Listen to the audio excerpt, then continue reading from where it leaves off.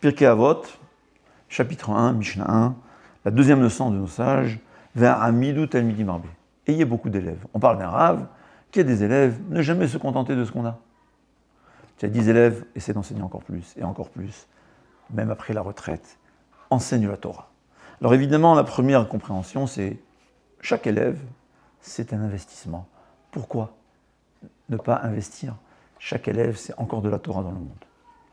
Mais Rabbi Yonah nous dit que cet enseignement veut dire quelque chose d'autre. Il veut dire que des fois, on a l'impression que des élèves ne sont pas réussis. Dit Rabbi Yonah, on ne sait pas qui va réussir dans la vie.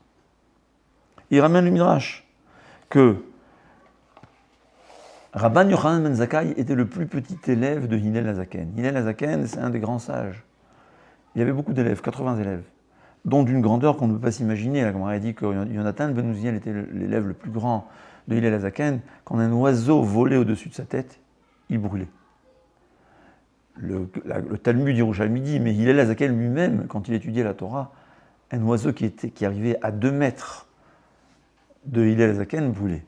Yonatan ben Azuel, l'élève, c'était seulement au-dessus de sa tête.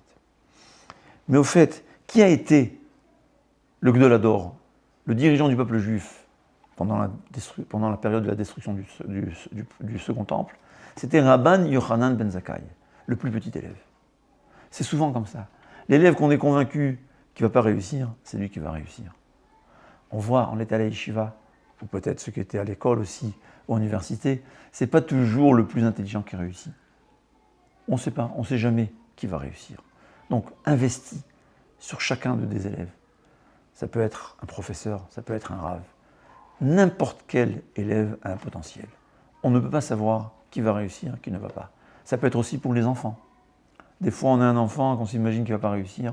Souvent, on voit que les enfants qu'on était convaincus qu'ils n'allaient pas le moins bien réussir, c'est ceux qui réussissent le mieux. On ne sait pas qui va être le meilleur.